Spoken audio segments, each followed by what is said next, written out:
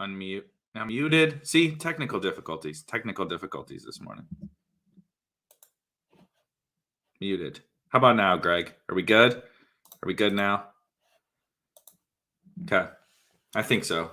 Like I said, it's Monday morning, man. It's Monday morning. I had my first home league draft last night amidst the chaos of the last week of the NFL preseason, amidst the J.K. Dobbins injury, amidst okay, good.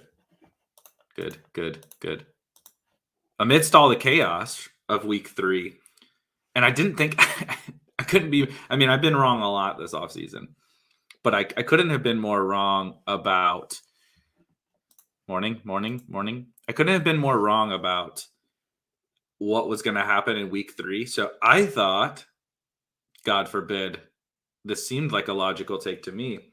I thought going into week 3 of the preseason, almost every team would kind of shut it down with their key guys, right? We probably know pretty much what we have with all of our starters, with our veterans, all this. And then week 3 was the craziest news week that we've had. And some teams obviously did, shut it down with their guys. But most teams that actually played some starters before played them again, right?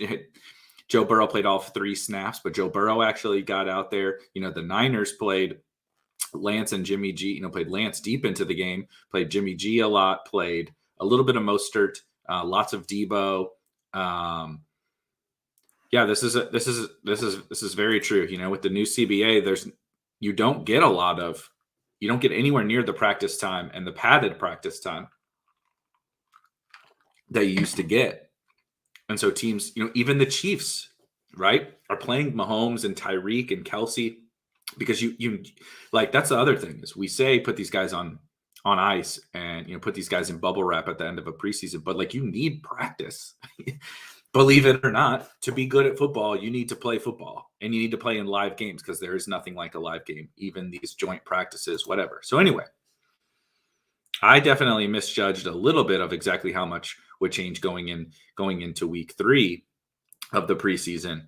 And we got a lot, right? Not even just usage stuff. Let's talk about the injury stuff first before we get into, again, I'm going to use Hayden Winks. He writes an awesome article relating everything that happened from that weekend in preseason to fantasy football. It's a great guide that I like to use to go through here. But let's talk about some of the injuries first. Obviously, yeah, we have the ETN thing, so we don't need to double back, but it's also a really good point Greg makes. Like first round running back goes down, who cares? Let's roll everybody. Visca's out there, Lawrence is out there, Robinson's out there. It's pretty crazy. Urban is definitely a bit of an old school kind of coach. That is for sure. Yeah, this is so true. You guys are making good comments. We'll get to some of these injuries. I wanted to see Pitts so bad in the preseason, just like selfishly wanted to see him because I'm really, I'm super in on Pitts. I'm very excited for Kyle Pitts as a football player. And as a football fan, I'm excited for Kyle Pitts. But like, you wanted to see it, but you also like, please don't let this kid get hurt in the preseason. And now we got one play. He looks like the superstar that we thought he was going to look like. And now, I feel like 5th round Kyle Pitts days are done from one play. And like everybody already knew he was that good, but the Pitts reaction will probably be pretty funny. Cause like, I think even like most of you guys that are in here have been at least relatively on Kyle Pitts. We all think fairly similarly. And I have been trying to scoop up a lot of Kyle Pitts, and I fear my days of 5th round Kyle Pitts are long gone. But I think 4th round is totally fine still. I'm not backing off Kyle Pitts yet. So anyway, let's talk about these. The biggest thing was definitely injuries this weekend. Three guys, right? You guys can correct me if I'm missing anybody super duper relevant, but obviously the first one being J.K. Dobbins. J.K. Dobbins is the biggest and most impactful injury. Again, playing in week 3 of the preseason, just unfortunate, right? You wish that they would have put him on ice. But that's football, right? So the thing with the Ravens is that I could be certain, I could absolutely be wrong, because it is interesting. A couple of years ago, Mark Ingram, before Mark Ingram became dust, and before Mark Ingram basically, lost his job to J.K. Dobbins and Gus Edwards, Mark Ingram was pretty much a workhorse. He reached a point in 2 years ago where he was playing almost every snap. He was actually catching passes. People forget this during the Lamar MVP season. Ingram was actually catching some passes, and he was a pretty darn good fantasy running back. However, since then, they have shown zero willingness to lean on one back. It has been no matter who is there. So last year, I think Jack Miller tweeted the snap counts out from last year. Even when J.K. Dobbins was out, Lamar was also out. They had a that COVID stretch.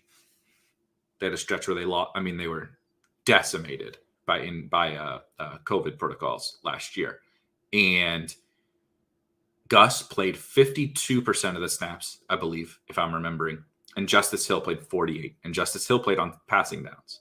Now we're getting the reports that Tyson Williams from South Carolina, he seems fine. I'm not like crazy hyped on Tyson Williams. However, I don't think anyone was crazy hyped on Gus Edwards either. So the reports are Tyson Williams is the number 2 ahead of Justice Hill. But I think this is a really, really murky situation. It's certainly a boost to Gus Edwards, right? No one is going to deny that it's a boost to Gus Edwards. The problem is similar to a James Robinson, and one might argue similar to Darrell Henderson, is that which I don't agree with, and you guys know I've been on record with the Henderson thing, but we even saw with Henderson when Sony comes in, that's a big hit to his value. So anyway, I think what happens is we get really excited about next man up, and we see this. We just get excited about the new shiny toy of running back got hurt. Who's the other guy in this backfield?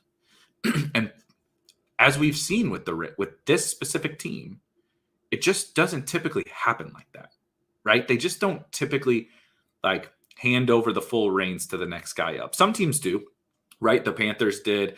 The Vikings kind of do. Alexander Madison can be at times a 1-for-1 replacement. The Cowboys do with Tony Pollard, right? There are a handful of teams. The Saints actually, RIP Latavius, the Saints actually did it with Latavius in the past when Kamara was out. But there are lots of teams like the Ravens who don't. And it's actually just, okay, Gus gets a little bit of a boost, but then it's next man up and we're still using these other guys. Because it's an offensive scheme thing. We're not going to ride Gus, for 90% of the touches. So anyway, what happens typically in these fantasy football markets is we just get excited for that next guy up, and Gus shoots way up right away. Like there were people posting screenshots and stuff of Gus going in the 3rd or 4th round of drafts immediately after the Dobbins injury. And I just think that that's crazy. That's absurd to me. I don't think you can take him that high. But like I also wasn't drafting J.K. Dobbins, and so people might be able to make the argument, which is a similar argument that was in place for Darrell Henderson, is if we were taking Cam Akers this high, and we were taking J.K. Dobbins this high, why are we not taking Gus Edwards? And I think it's a little bit of a different situation to me personally. And I think it's also, debatable whether or not that even existed for Darrell Henderson, even if you were more pro Henderson like I was. So anyway, I think Gus to me falls a lot more into kind of the back end of the dead zone, and the start of where I actually am interested in taking some of these guys, especially depending upon my build. So after the Carsons and the Montgomerys and the Jacobs, you get the Sermons and the Mosterts and the Hunts and the Gaskins and Henderson now. I'm probably missing a guy or two, but you get the point. I think he and Henderson probably go to the front of that tier, behind the like certain role running backs, the projectable volume guys that I don't particularly love. But in that tier, I think, is probably where I would take those guys. I don't know what you guys think. That's my personal preference. I know I have seen the Tyson Williams versus Justice Hill reports. I took Tyson Williams in a draft earlier today. I do think I lean to him a little bit just because of this news. But I also don't think it's out of the cards that Justice Hill's the passing down back, which I don't know how much value that necessarily has, but it does at least get him on the field. And all you need to do is get on the field to potentially have a little bit of standalone value and potentially have a little bit of contingent value. And so I'm not writing Justice Hill off either. I think if I had to, rank them, I would put Tyson Williams over Justice Hill, but I think it's very, very close. And I don't think that situation is certain at all, despite the reports that we got. So anyway, that's the big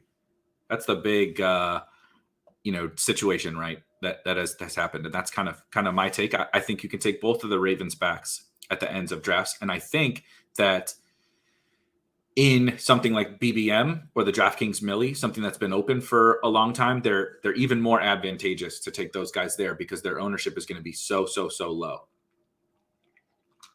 They're good picks, in my opinion, in just about any tournament. But I think that these kinds of guys, even like the Carlos Hydes, Sony Michels, they get added benefits in tournaments that have been open for months and months and are closer to full, like Best Ball Mania 2, because you just know so few teams have them. I think those guys have added advantages in those tournaments versus something where like almost, where just about everybody has access to those guys.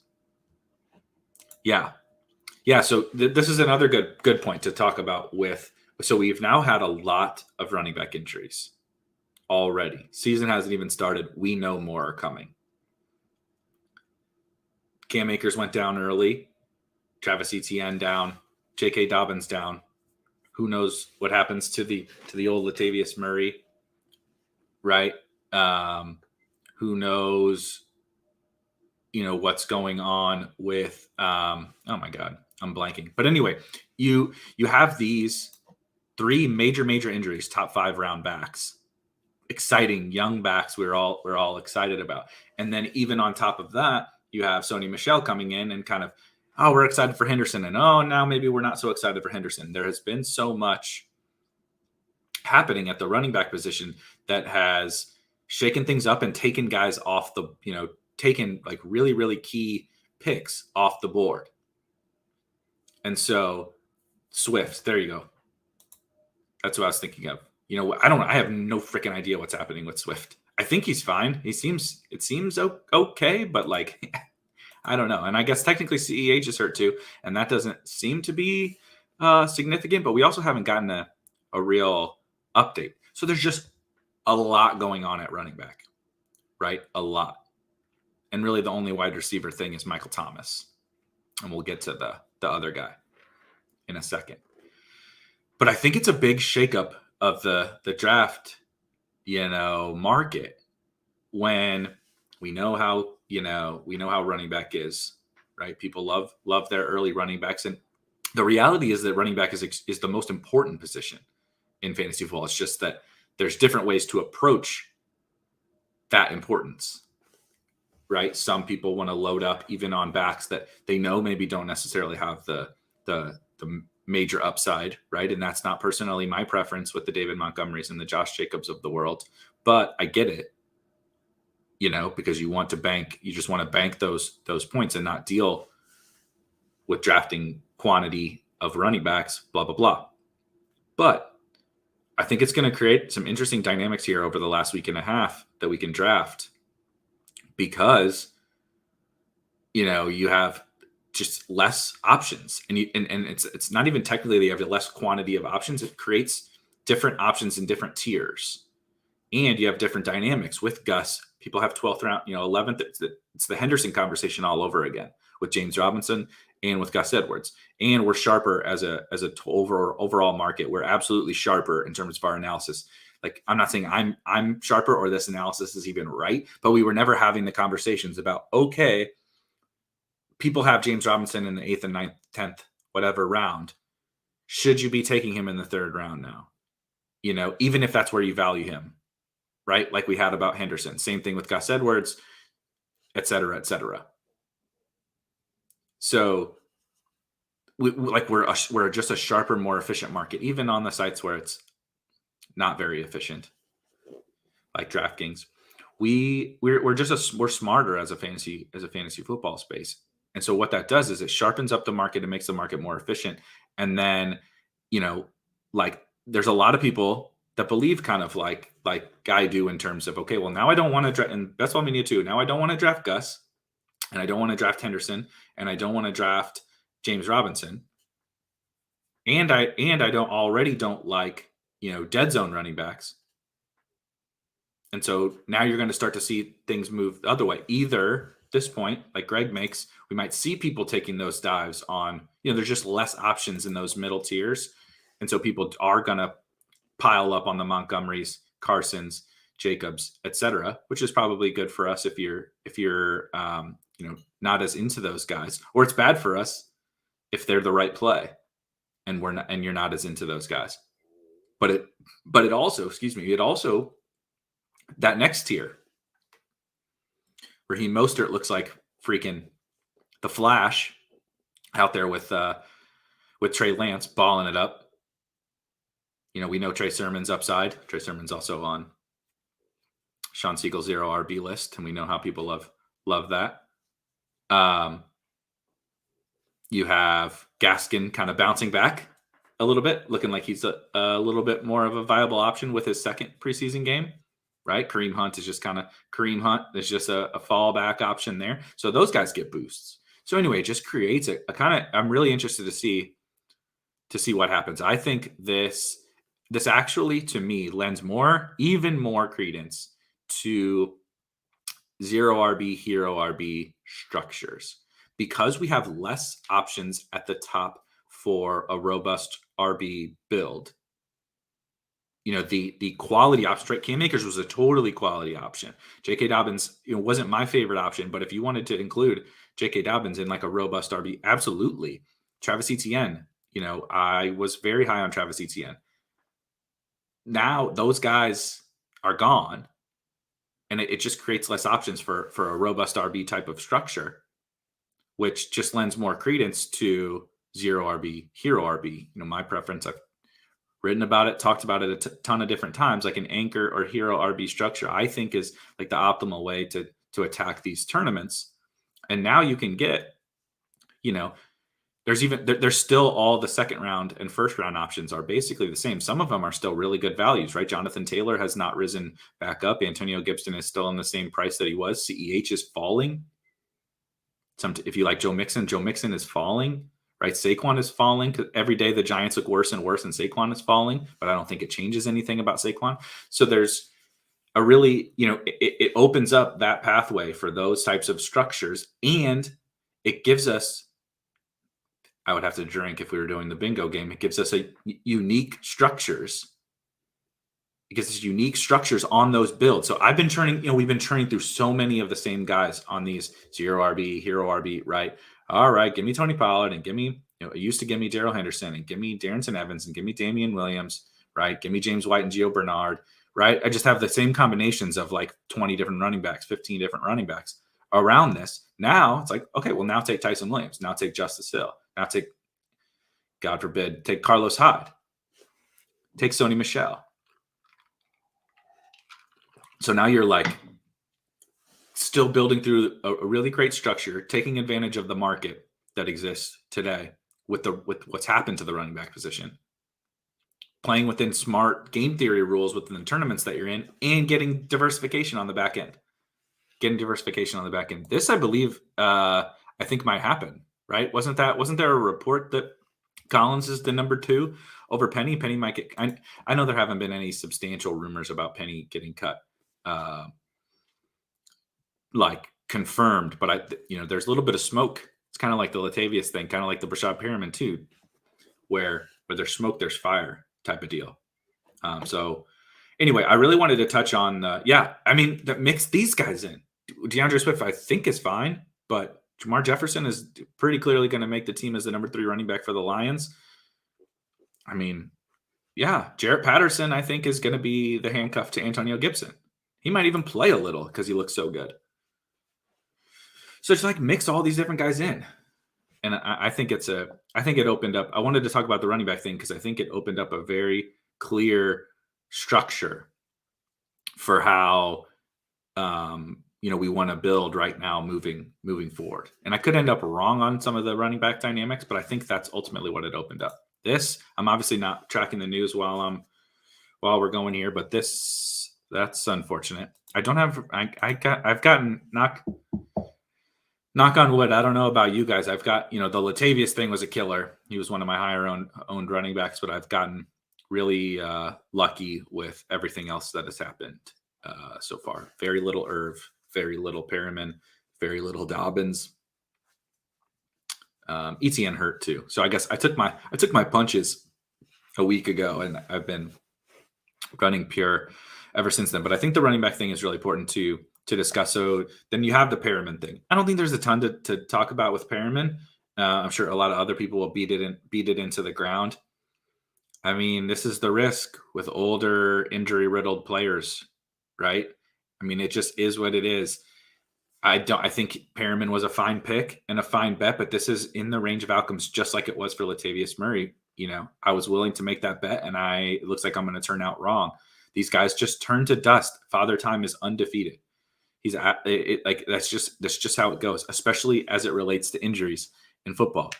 And I get we all want to be hopeful. Like I have wanted to be hopeful about Latavius latching on somewhere else, but we also need to use some common sense. Like take our fantasy football glasses off and use some common sense.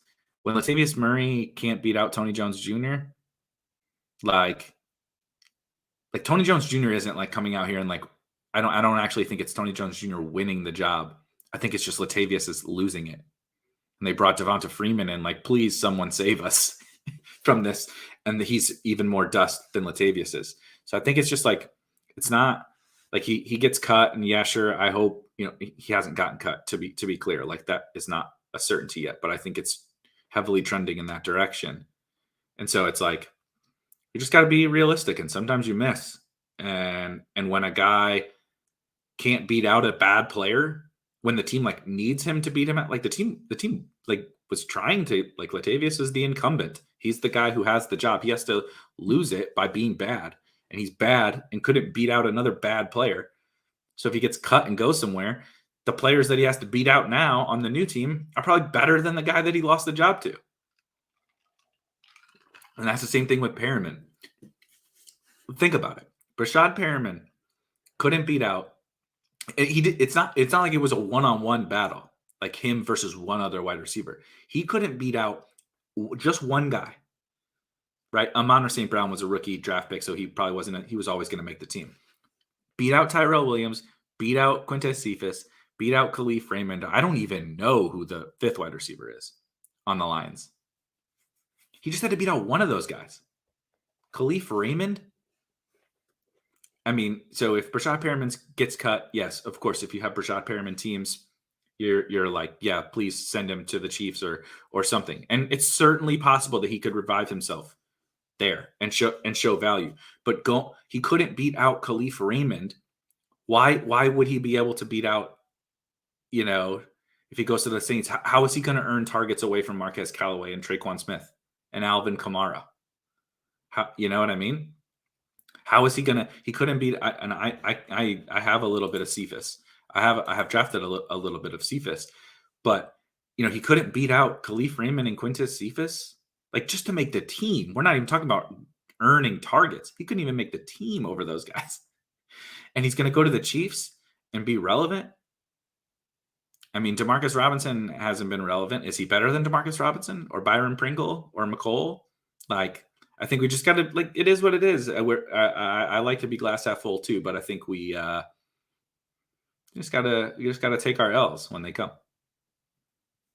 Just gotta take our L's. So the other thing is T.Y. Hilton. T.Y. Hilton was a big one. We'll come back to Irv in a second. The other thing was T.Y. Hilton was it seems it might be kind of serious for T.Y. Hilton. They did not they don't They said it's not season ending, or they don't think it's going to be season ending, but it seems fairly serious, and they did not give us a timetable yet, unless that's been updated since we've gone live here. But that's another I knock on wood again. I got a little bit lucky. Yeah, I mean, it's possible. It's possible, but like we weren't excited.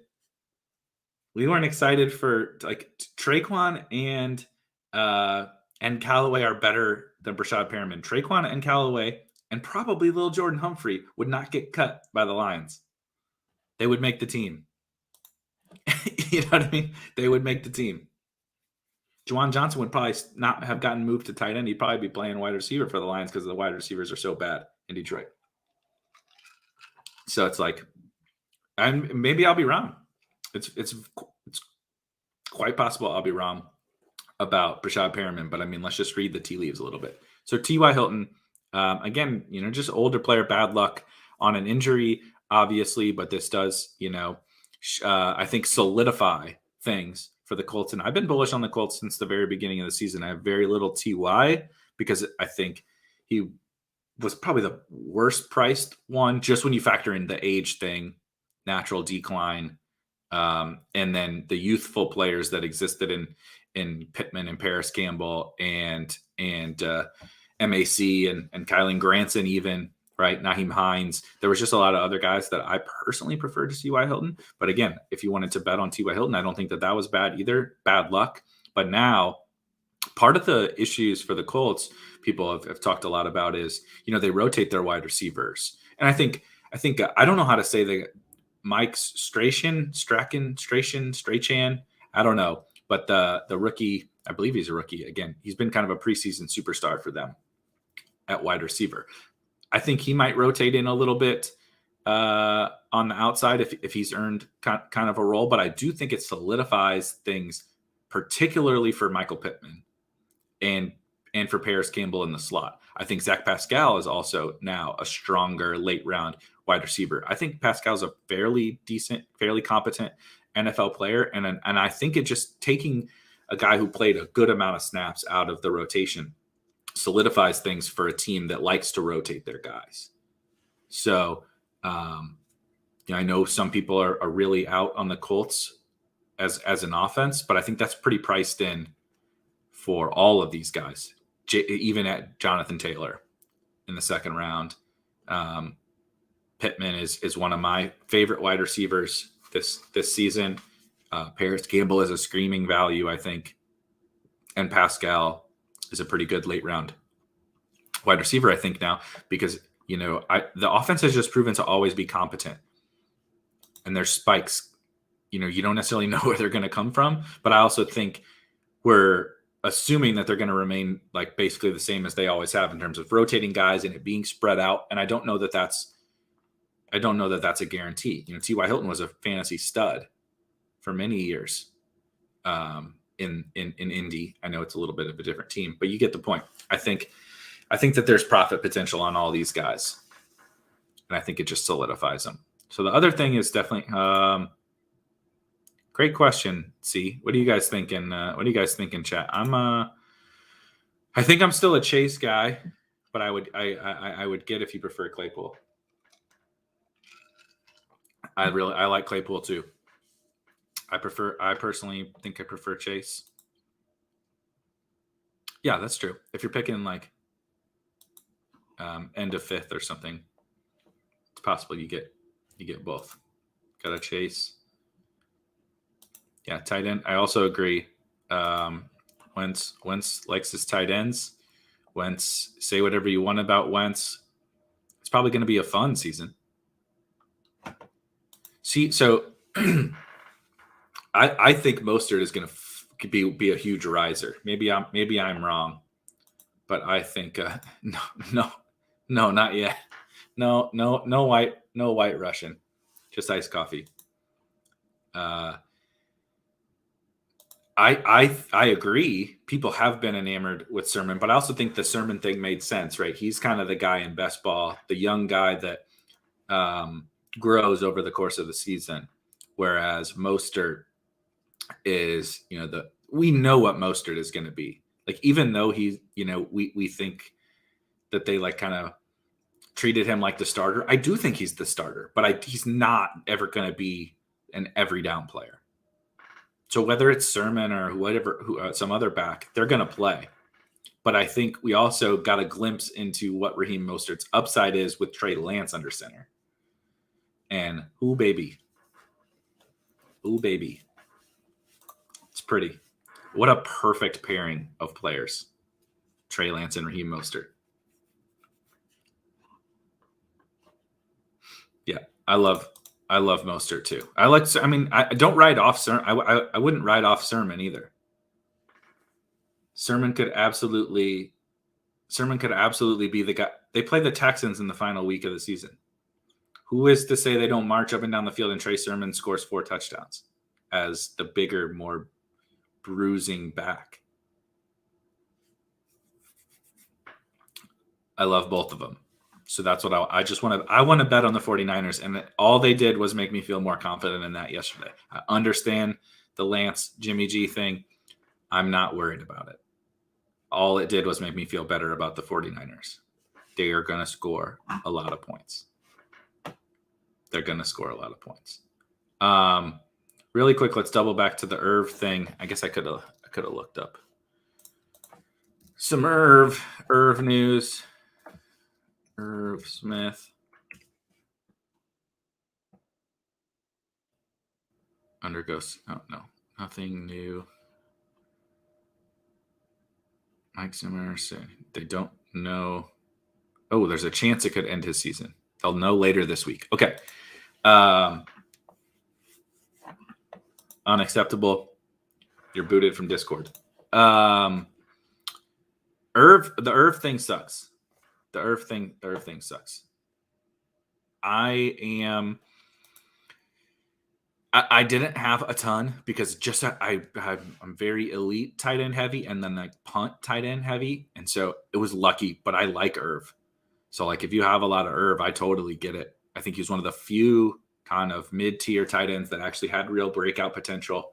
I think that was very possible. And it's possible this is going to end up to be a really bad break. It's also possible it's minor and he's fine. He's, you just need another tight end to get you there till he gets back. But obviously, that remains to be seen. It could be season ending. We don't know. So what I will say, in my home league auction, I actually bought Justin Jefferson last night. I'm in on some more Justin Jefferson. I think I was probably a little bit too low but I mean, we are really removing some stuff in Minnesota, right? Rudolph is obviously gone. Now Irv might be gone for the whole year. They don't have a competent third wide receiver. And the offense has just always scored points. They're going to try to be run first, but people have kind of talked about the defense getting better. And I mean, it can't get worse than it was last year. So I guess that is true that the defense is going to get better, but I don't think the defense is going to be great. They're not going to be winning a lot of 17-10 games, in my opinion. And so, I mean, Thielen is getting older. I just think, if anything, what has happened over the weekend for the Vikings is just assuming, again, I assume Justin Jefferson's fine. We haven't really gotten a ton of reports other than I think he seems fine.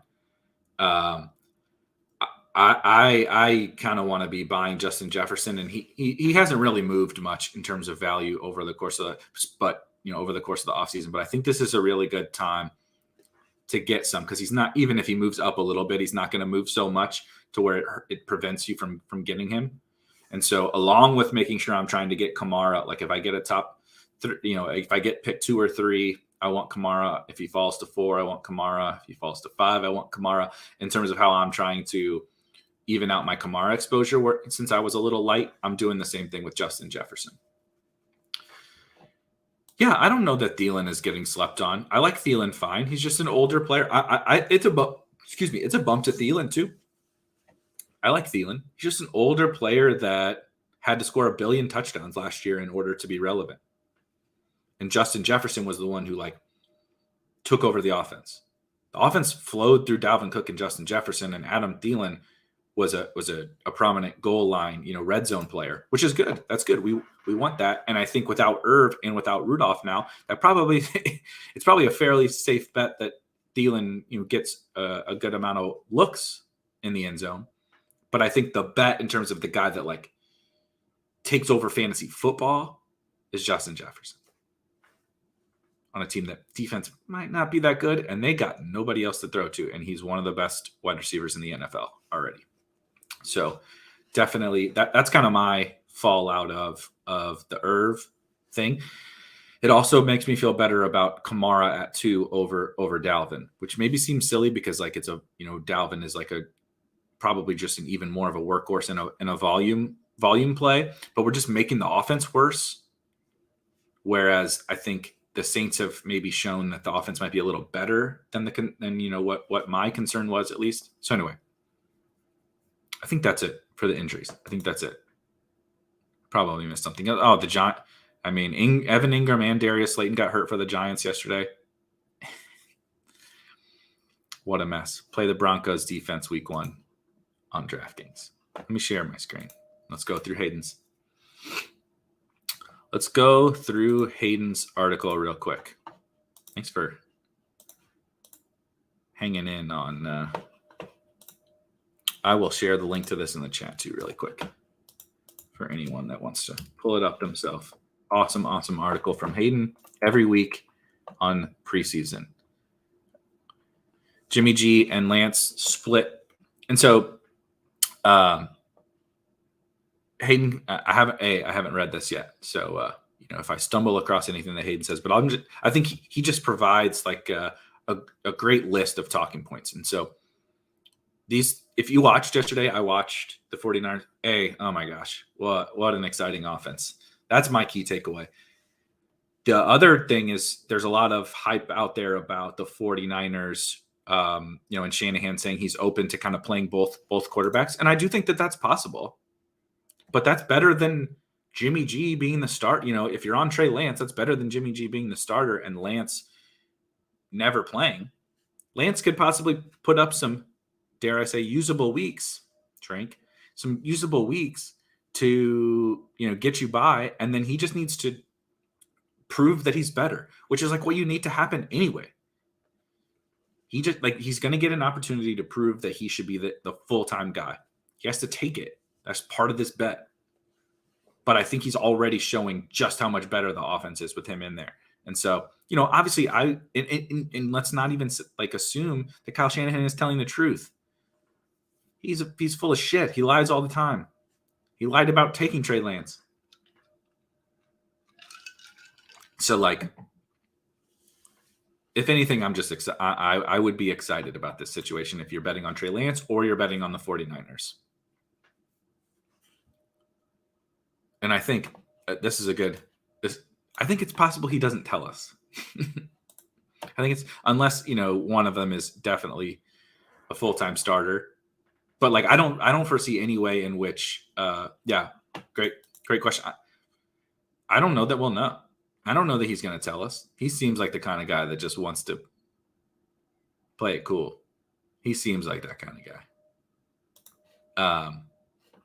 And that's okay. For best ball, that's okay. For DFS or season long, not so good. Not so good. But, I'm excited about the 49ers. Cam started over Mac. Also watched that game. Mac Jones was really good. Cam Newton was really bad. The pick Cam threw, he threw a couple good balls. The pick he threw was actually a really good ball, just an awesome play by, I think it was Blake Martinez. I don't know. But awesome play by the defender.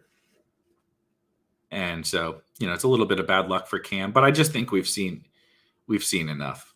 Maybe Cam also, maybe they do something similar. Cam gets a little bit of some rushing work like Lance does.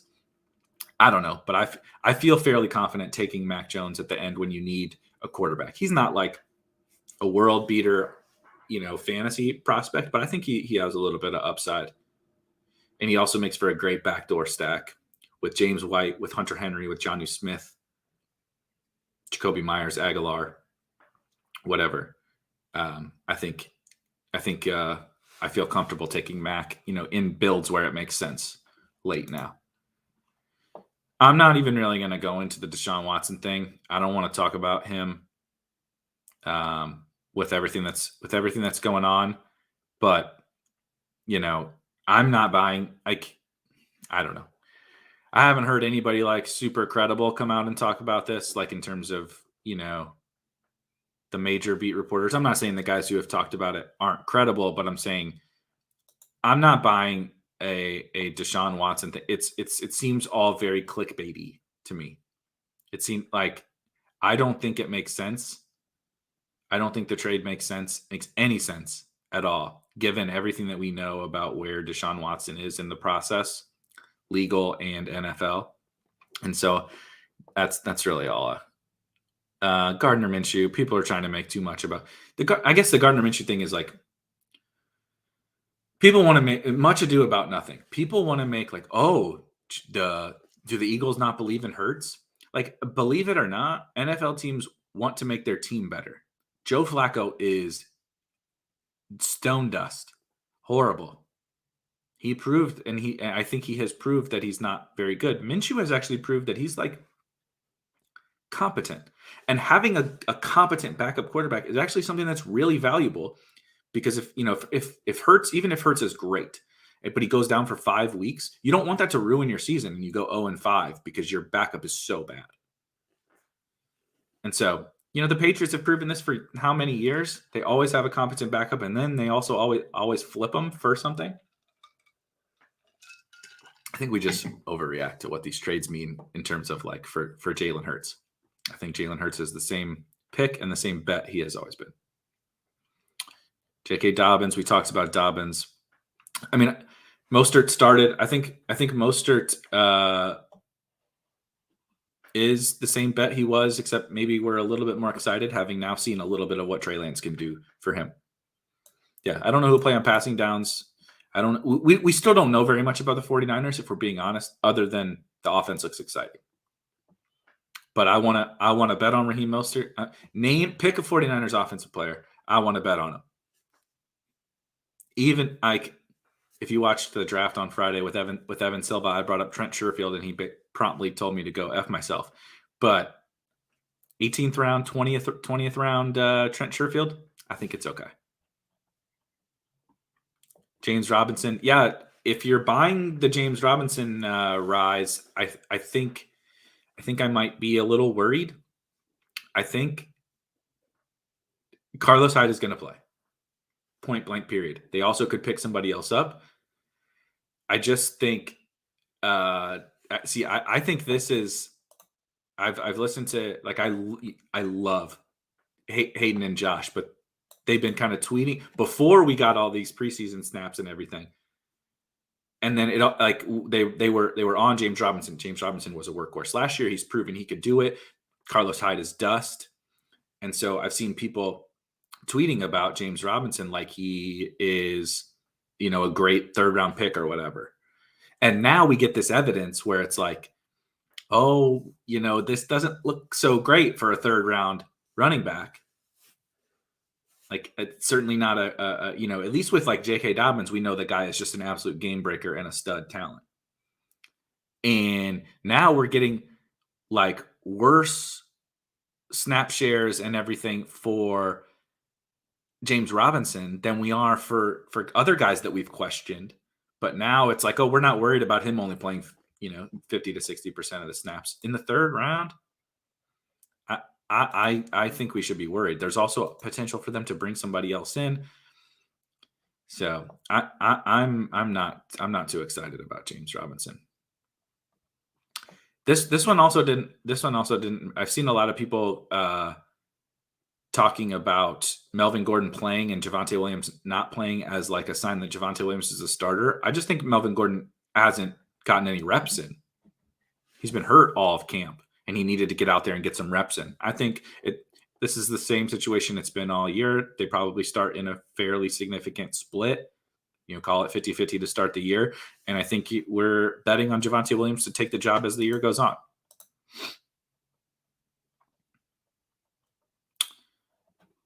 Yep, Damian Harris, and nothing really changes Damian Harris and James White, in my opinion.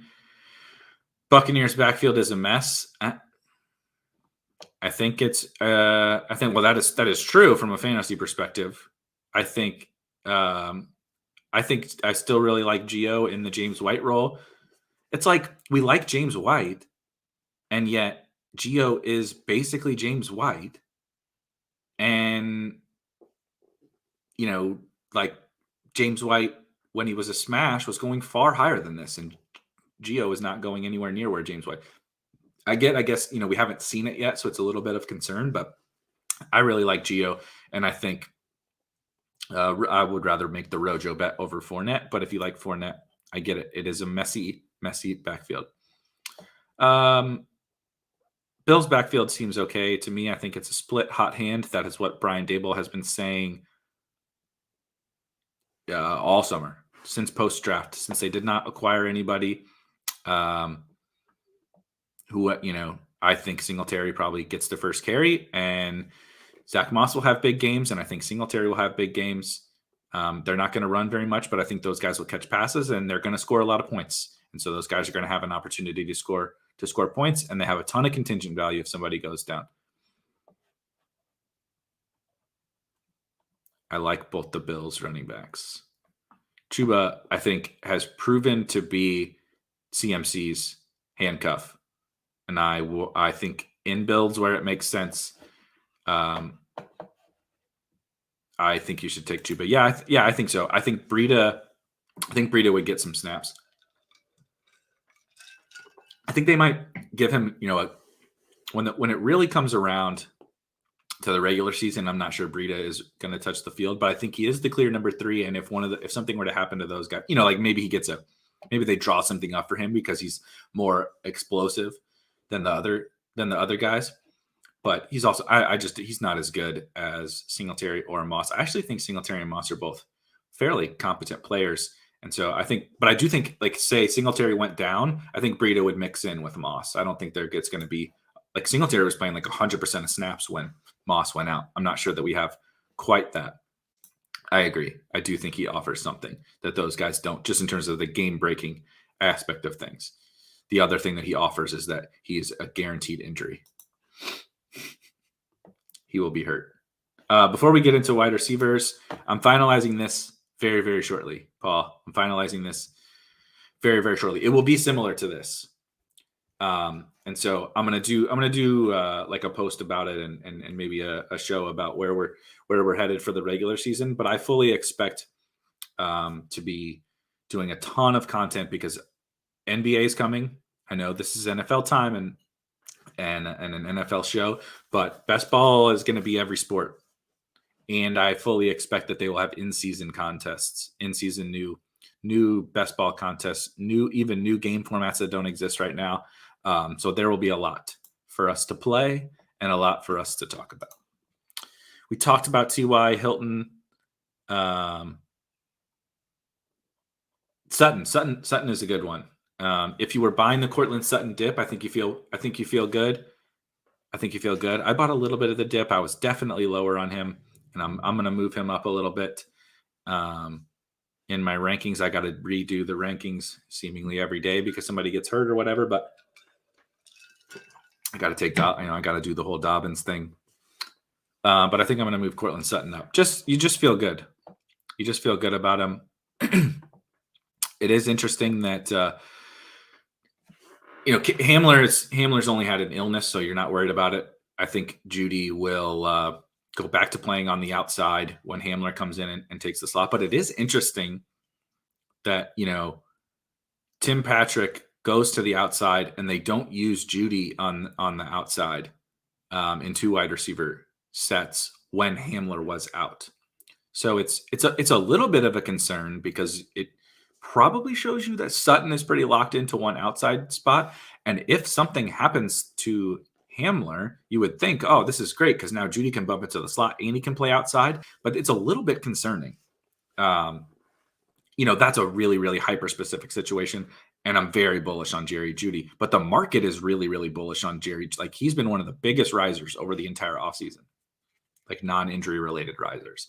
And so I kind of feel like Sutton is probably the guy I want to buy right now in the Broncos backfield, even though, it's perceived that this is the Teddy thing and all that is best for Judy. I think Cortland Sutton. Davis, last week when I talked to Davis, we talked about it, and I think he had said it before on other shows other than the show we did. But like when you look back in 3-4 months, we're done with the best ball season, and you say, which player just buried me that I really should have seen coming? Like Cortland Sutton is on that list, right? He's just good at football. And say whatever we want about Teddy Bridgewater, like he's one of the most accurate quarterbacks, and he does lead offenses that are competent. And so that's really all that Cortland Sutton needs. He's put up huge numbers with far worse than Teddy Bridgewater. Jacoby Myers and Aguilar. Yep, I think that is expected. Hardman. It was. Oh man, I don't know if you followed if you're like as much of a sicko as me, like following along with like the snap counts and everything like that during the preseason games. But I think it's Nate Janke. I think he was the one who's tweeting him out from Pro Football Focus. But like the first two wide receiver set of the Chiefs preseason game was Tyreek on one side and Mecole on the other. And everybody's like, oh my God, they went nuts over this tweet, right? Hundreds of likes, retweets, whatever. Finally, Mecole, it's time. And then he proceeded to get out snapped by Demarcus Robinson again. and he followed it up later with that tweet. And nobody liked that one. It had like 30 likes or whatever. It was pretty funny. We get excited for whatever we want to get excited for and ignore whatever we want to ignore. I mean, it's what I think it's what we expect for Hardman. The more I see Hardman play, the more I have very real concerns about if he is actually a competent NFL wide receiver. So he's a fine pick. I think he's a fine pick generally where he goes, but he's gotten steamed up to this. The same thing happened last year. And wide receivers like Rashad Perriman are going to get cut all over the league right now. And Mecole is probably the leading candidate to get burned by one of those guys, I think. Yeah, Terrace is a big slot for the Panthers. Another really fun offense. I'm excited. I'm excited about the Panthers. I'm excited, very, very excited about Terrace Marshall. Also excited about DJ Moore.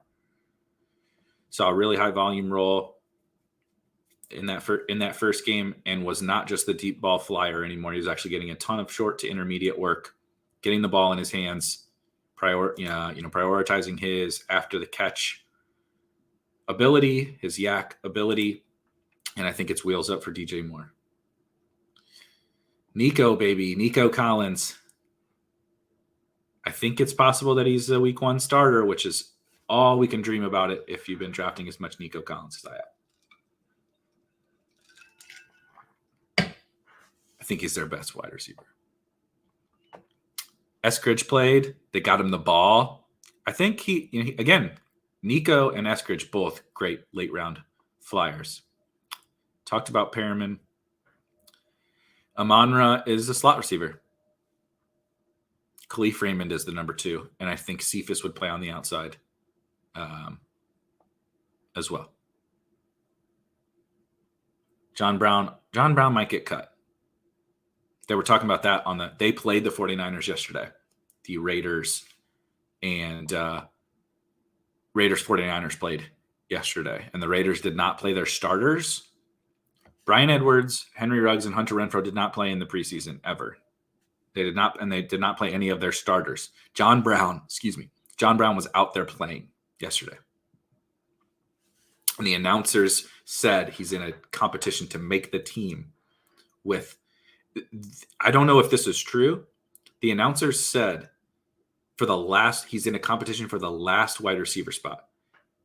They said Zay Jones is a lock to make the team over John Brown. And oh my God, I'm going to screw it up. They said they're keeping 6 wide receivers. And they said John Brown was fighting with some scrubs. Some real scrubs. Oh God. NBC Sports Edge is not cooperating with me. Sorry, I'm buying my time until I can pull up this Vegas depth chart because I want to make sure I get it right. Willie Snead. They said Ruggs, Edwards, Renfro, Zay Jones, and Willie Snead have made the team, and John Brown is competing with Keelan Doss, Trey Quinn, Dylan Stoner, and some real scrubs to make the team. So I think he might get cut. That could have just been an announcer being wrong, but they said that. Go back and watch if you want to check it out. So I would not be drafting John Brown, but John Brown is also another candidate. Like people are talking about Brashad Perriman going somewhere. I think John Brown is a better bet to have something left in the tank, although he also might be over for John Brown as well. We talked about Irv, Gronk playing first team snaps. I also, I don't think I've drafted Gronk, and if he burns me, I think that is okay. And that is about it. Let's double back really quick to anything that I missed. How much work do you think Chuba gets each week if CMC stays healthy? CMC typically doesn't leave the field. So I think if I were just betting, if I had to put my money down on a scenario, like Chuba only plays a couple of snaps a game, right? CMC gets tired or whatever, and he comes in. CMC plays 90 to 95% of the snaps is what I would put my money on. However, my personal take moving forward in terms of just NFL football, total NFL macro perspective, is that we're going to start really moving away from the workhorse back. I think, we saw CMC get hurt, right? Dalvin's been hurt a lot. The Saints have always kept Kamara in a committee. Eckler has always been in a committee. And so guys will have the majority of the role. But the old Le'Veon Bells and the old David Johnsons, and that's what CMC has been. I think we will look back, I don't know how long, but over the next few years and be like, those guys don't exist anymore. That is my personal bet. If you look at all the best teams across the league, they're spending less resources on running back in terms of draft capital, salary, whatever, and they're rotating guys in committees to use guys, at what they do best. I mean, look at the 49ers. Raheem Mostert is their guy, but he's not, he's a absolute sprinter. He's an Olympic sprinter almost. And so they use him in that way. And then they got Trey Sermon to use Trey Sermon in a certain way, right? They have Jeff Wilson, they have Wayne Gallman, blah, blah, blah. I think that's what teams are going to be doing. And so anyway, that's like my bet on the NFL as a whole collectively. So I'm starting to make that bet already this year with some of these kinds of guys. And I think it's very, very possible that they think they need to keep CMC healthier, and playing him every single snap of every single game is not a great way to keep him healthy if they want to win games. And I think that they think they can win games this year. The defense should be much better. It's year 2 of Joe Brady. They think Darnold is an upgrade over Teddy. We'll see. They think, Terrace Marshall is a stud. They re-signed Robbie. They got DJ Moore. Obviously have CMC. I think we see guys like Chuba mix in more than we think. That's just my bet. My macro level bet. It really isn't even anything about Chuba or CMC, but I think that's what we sit like. Let's call it 80-20 instead of 95-5. More like 80-20 would be like my bet. So that's it. Thank you guys. That was a lot of fun. God, that's a lot of news. That's a lot of stuff. And it's cut time. Obviously, we saw Brashad Perriman. Tomorrow, the show is, again, Tuesday's our Discord draft review. But I'll probably I'm sure we're going to get a ton of news over the course of the next 24 hours. So as we are going over the drafts posted in Discord, I'll probably touch on some of the updated news tomorrow. So for me and for Brashad Perriman, for all the poor people like me who drafted Latavius Murray or you who drafted Brashad Perriman, I will see you guys tomorrow.